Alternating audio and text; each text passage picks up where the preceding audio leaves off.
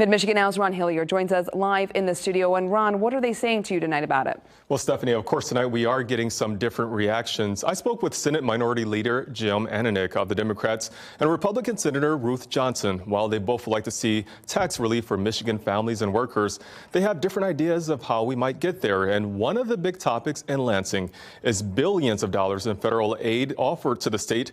And they're questioning what to do with the money right now in Lansing, and they are trying to figure out what to do with the money by a certain time. A lot of that money, they say, is one-time use money.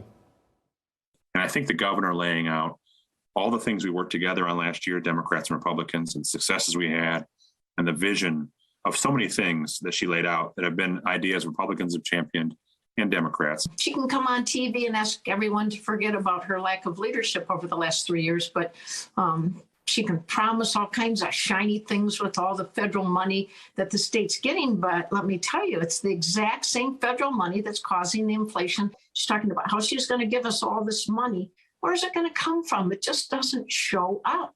It's going to come from taxes on us. That's how it works. We have a lot of one-time money from the federal government, but that's only for a short time. And then what? I don't necessarily disagree with them.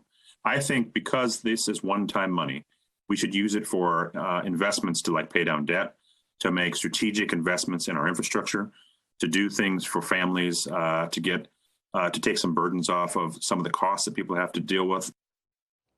Senator Ananich reminds us that he was a teacher before taking office in Lansing, and Senator Johnson has an educational background in teaching and clinical social work. So they say they both agree with Governor Whitmer's stance that the state needs to support an atmosphere where children can remain in school during the pandemic.